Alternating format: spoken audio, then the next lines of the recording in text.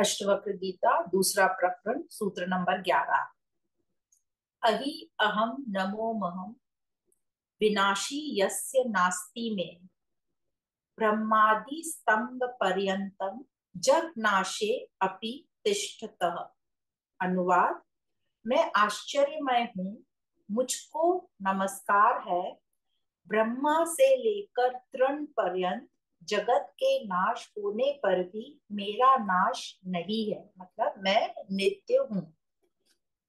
तो राजा जनक क्या कह रहे हैं, मुझे आश्चर्य है कि सबका नाश होने पर भी, मतलब पूरे जगत का नाश, ब्रह्मा से लेकर तिनके पर्यंत, मतलब बड़े से बड़े से छोटे तक, ये भी हमने आत्मबोध में भी पढ़ा था और विवेक चूड़ामणि में भी पढ़ा था। सबका नाश होने पर भी मेरा नाश नहीं है। मेरा मतलब आत्मा का नाश नहीं है। पर अहंकार तो अपने आप को, अभी ये तो हो गया राजा जनक की बात। राजा जनक बोल रहे हैं मेरा नाश नहीं, पर अभी हमको तो अहंकार है, और ये अहंकार अपने आप को बहुत बड़ा समझता है, पर है नहीं वास्तव में। जब आप देखेंगे अहंकार बाहर तो बहुत अपने आप को बड़ा बड़ा बोलता है, नाचता है, पर अकेले में जब वो अहंकार रहता है तब वो जानता है कि मैं इतना भी बड़ा नहीं हूँ, इतना भी खास नहीं हूँ। थोड़ा डरा हुआ रहता है, थोड़ा भयभीत रहता है कि कहीं कोई मुझे गिरा ना दे, है ना। तो अहंकार बाहर झूठा नाटक करता है कि मैं ये कर सकता हूँ, मैं वो कर सकता हूँ, बहुत अपना डंका बजाता है, अपना अस्तित्व दर्शाने के लिए सबके सामने ऐसी बड़ी बड़ी बातें करेगा। और मेरा जो जगत है, अपना व्यक्तिगत जगत क्या है, इस अहंकार का ही विस्तार है। हमारा ये सबका एक जगत लिमिटेड है, अपना अपना जगत अपने अपने हिसाब से है, अहंकार का विस्तार है। तो राजा जनक बड़े ही आश्चर्य की बात है, कह रहे हैं बड़े ही आश्चर्य की बात है कि पहले कहा गया है कि ये अज्ञान ने मेरे मुझे पूरा ठग रखा था, मतलब माया ने मुझे पूरा ठग रखा था। मुझे जगत ही सच लगता था, माया के कारण ऐसा ठग लिया था माया ने। मैं सबको नमस्कार करता था, अपने से बड़ों को। अहंकार में तो था पर नमस्कार करता था। क्यों करते हैं हम अहंकार में नमस्कार? एक तो हम अपने आप को जानते भी हैं कि हम इतने भी बड़े नहीं है, तो अपने से बड़ी उम्र वालों को, अपने से थोड़े बड़े जो इस पर है, पोस्ट पर है, उनको, या फिर डर से भी करते हैं नमस्कार, या लालच से भी करते हैं, या अपने आप को श्रेष्ठ और अच्छा बताने के लिए भी करते हैं। ये बड़ा भयानक रहता है कि अपने आप को अच्छा बताने के लिए कि हम तो बहुत संस्कारिक हैं, इस कारण भी करते हैं।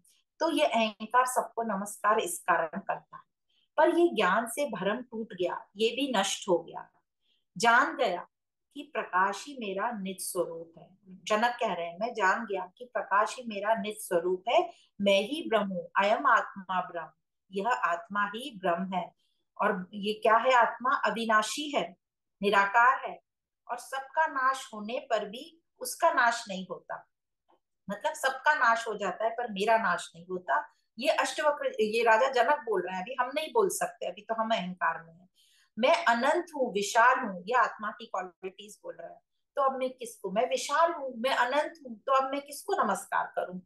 मैं विभू, मतलब ये मैं आत्मा की क्वालिटीज बता रहे हैं कि उनके मन में मैं इतना विशाल हूँ, मैं ही सब में व्याप्त हूँ, विभू हूँ, सब में व्याप्त हूँ, तो अब मैं किसको नमस्कार करूं? तो मैं अपने आप को ही नमस्कार करता हूँ।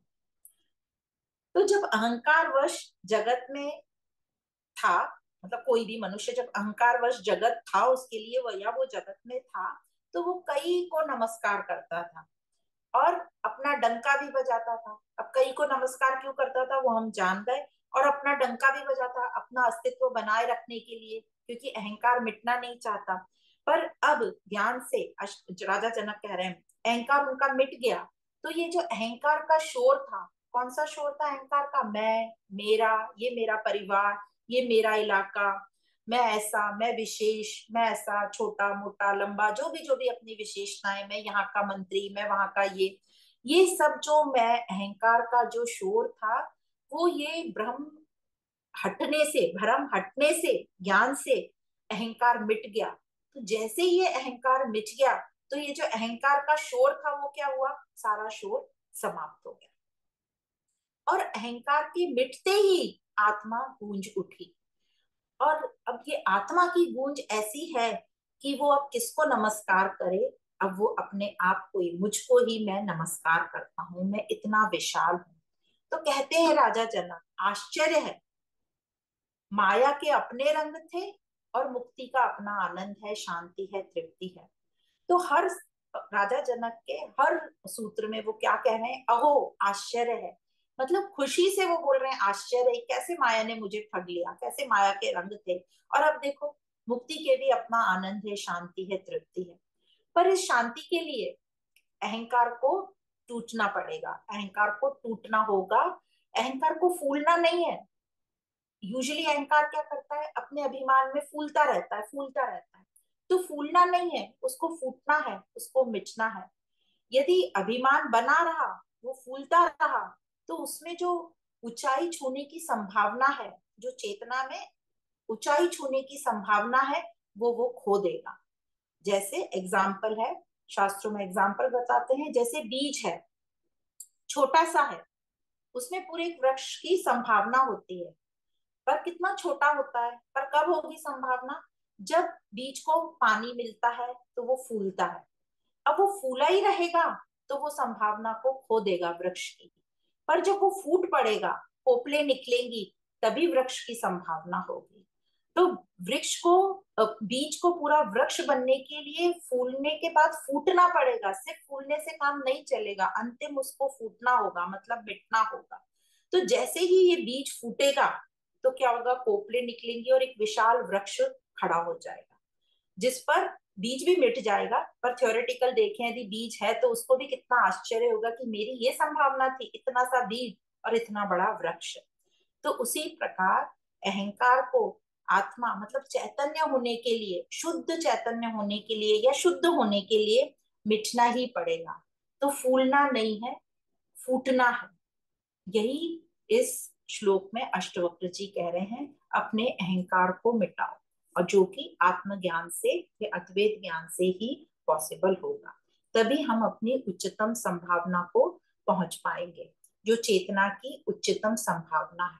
तो चेतना को तो जड़ बोला है, क्योंकि ये चेतना जो है उसका रिफ्लेक्शन है, हमें चैतन्य का ये चेतना विस्तार है, तो ये पूरा प्रकृति है, जड़ है। पर इसी अहम में, इसी जड़ में संभावना है कि ये आत्मस्थ हो जाए, अपनी उच्चतम शुद्ध रूप को प्राप्त हो जाए। वही मुक्ति है, वही शांति। तो इस प्रकार ये 11वां सूत्र यहाँ समाप्त।